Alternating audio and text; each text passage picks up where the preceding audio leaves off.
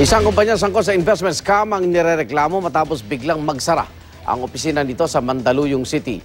Kabilang sa mga nabiktima ay isang doktor na sa isang iglap ay natangayan na mahigit 1 milyong piso. Darito ang report ni Von Aquino, exclusive.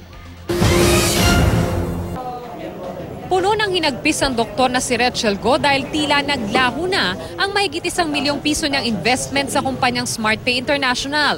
Naengganyo raw ang doktor dahil sa 30% na interes na kitang inaalok ng kumpanya. Sino bang ayaw tumubo yung pera mo ng 30%? Sa posisyon ko, syempre napapagod din ako magtrabaho. So nag-try lang ako nung una. Nung una okay pa. Pangalawa okay pa. Pero yung pangatlo na, nung nag-invest na ako ng almost millions, doon na nagka-problema. Isa lamang si Go sa 33 investor ng kumpanya na naghain ng reklamo laban sa SmartPay International. Ito'y matapos daw nitong takbuhan ng mga investors na kukubra raw sana ng 15 million pesos payout mula sa kumpanya. Kwento nila, Biyernes pa noong nakaraang linggo nila dapat makuha ang inaasahang payout. Ngunit laking gulat nila nang bigla raw magsara ang opisina ng SmartPay International sa Ortigas Avenue sa Mandaluyong City. Makita mo sa opisina na talagang close na siya. May closure na ibinaba ang munisipyo mismo ng Mandaluyong para sa opisina na yun. Wala silang mga dokumento pala.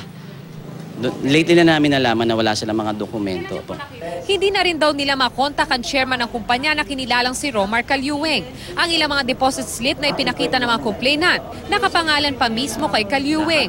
Pero sa isang text message na ipinadala naman ng presidente nitong si Achilles Babilonia sa isang investor, itinanggi niyang may kinalaman siya sa pangyayari.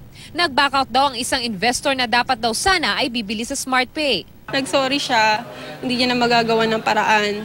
Kasi nga, yung pera wala naman daw sa kanya. Hindi lang daw masakit sa bulsa, kundi masakit din sa damdamin ang kanilang sinapit dahil milyong-milyong pisong investment nila ay halagang kanila raw pinaghirapan.